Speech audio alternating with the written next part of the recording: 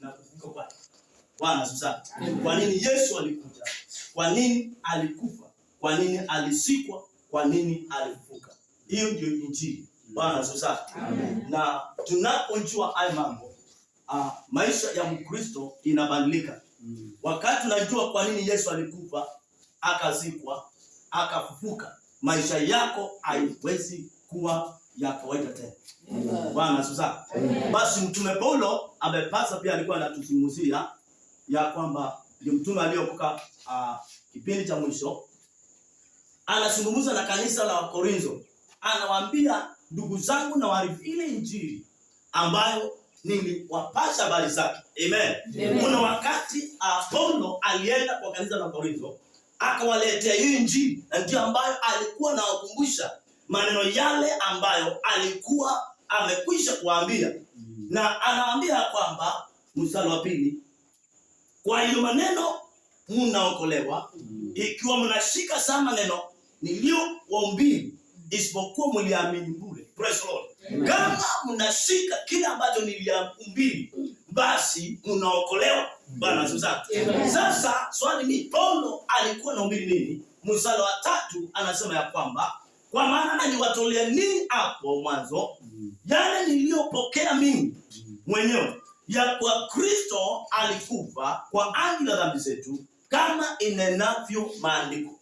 So Paulo, injili ambayo alikuwa anahubiri ni kwamba Yesu alikuja akafa ni kwa ajili ya dhambi zetu. Praise Lord. Na mstari wa 4 anasema, na ya kuwa alisikwa, na ya kuwa alifufuka siku ya 3, kama yanenavyo maandiko. So alikufa kwa ajili ya dhambi zetu, akasikwa, na siku ya 3 Yesu akafufuka.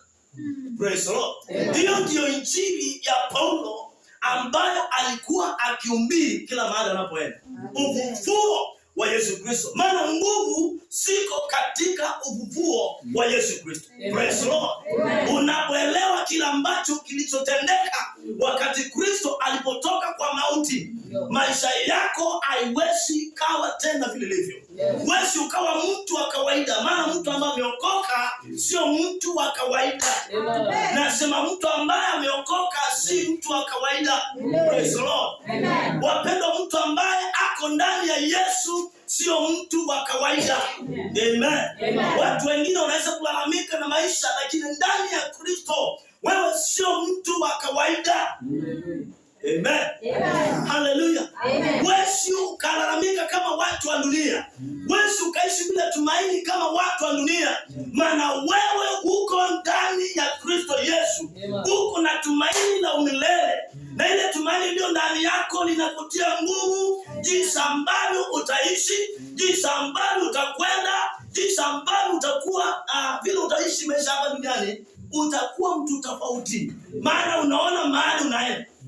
Praise the Lord. Bwana sasa. So Paulo anawaambia kwamba, wapendwa, kulingana na injili iliyowahubiria, Kristo alikufa kwa sababu ya dhambi zetu, Kristo akazikwa, na Kristo akafufuka siku ya 3. Haleluya. Siku ya 3 Yesu alitoka kwa kaburi. Siku ya 3 Yesu hakukaa kwa kaburi tena. Maana amekamilisha kazi ambayo alikuja kufanya, ni kwa ajili yako na ni kwa ajili yangu. Ni kwa ajili ya ulimwengu mzima. Praise the Lord. Na ndio kwamba Yesu hakufa ni kwa ajili ya Wakristo. Maana kabla hajakufa kulikuwa na Mkristo. Yesu alikufa ni kwa ajili ya ulimwengu mzima. Biblia inasema, tazama jinsi Mungu aliupenda ulimwengu. Kwa Mungu alipenda ulimwengu, watu wote. Na alipowapenda alifanya nini? Alimtoa mwanae wa pekee, ili yeyote aminie asipotee, bali awe na uzima wa milele. Mtu yote atakayepotea ni kwa sababu amekataa kuamini Yesu Kristo. Lakini ndani ya Kristo dhambi za ulimwengu zimesamewa. Dhambi za watu wote zimesamewa. Mtu kwenda kupotea ama kwenda jehanamu ni kwa sababu amemkataa Yesu, ambaye ndani yake kuna msamaha, ndani yake kuna uzima, ndani yake kuna tumaini. Sema haleluya. Haleluya. Praise the Lord. So Paulo ndio injili ambayo alikuwa akihubiri kila mahali. Anawaambia Yesu alikufa, Yesu alizikwa, Yesu alifufuka siku ya 3. Haleluya. Na hapo kwa ufufuo ndio kuna mwanzo wetu. Nasema kwa ufufuo ndipo kanisa imeanza. Kanisa imeanza baada ya kufufuka kwa Yesu Kristo. Ndio maana Paulo alitafuta Luka anaweza kaelezea mtu ambaye ameokoka akakosa. Akasema mtu ambaye ameokoka ni kiumbe kipi? Wewe muelezea. Yesu anasema katika kitabu cha Yohana 3:7 ya kwamba mtu ambaye amezaliwa na Roho ni kama upepo. Wewe muelezea. Hallelujah. Mtu ambaye ako ndani ya Kristo wewe kumuelezea. Yes. Ni kama upepo. Unjui utokako, unjui uendako. You cannot explain. Mtu ambaye ameokoka. Amen. Maana ni mtu wa Roho. Maana sasa ukiwa umeokoka unastahili kuwa mtu tofauti. Watu wasikuelewa, wewe kukuelewa, wacha kutafuta watu wakuelewe. Hawezi kuelewa mtu wa kiroho. Maana Mungu anasema ya kwamba Biblia inasema katika kitabu cha Korintho ya kwamba mtu wa mwili hasielewa mambo ya roho. Sasa wewe ni wa roho unataka watu wa dunia wakuelewe. Praise the Lord. Hawezi kuelewa, praise the Lord. Ni kwa sababu wewe ni kama upepo. Hawajui unatoka wapi na unaenda wapi. Praise the Lord. Praise the Lord.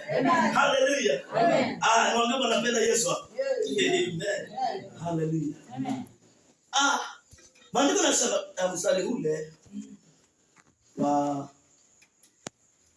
11 ama 12. 13. Some hapo. Lakini kama hakuna kiama ya wafu, Kristo naye hakufufuka. Kama hakuna kiama, wacha nisome akisoma nasema, but if there be no resurrection of the dead, then Christ not Christ. Amen. Sindi, kuna mtu anasikia Kiswahili kiongea tofauti ama hivyo? Maana nasikia ya Kiswahili kisema kiama. Kiama ni ufufuo. Kiama ni ufufuo.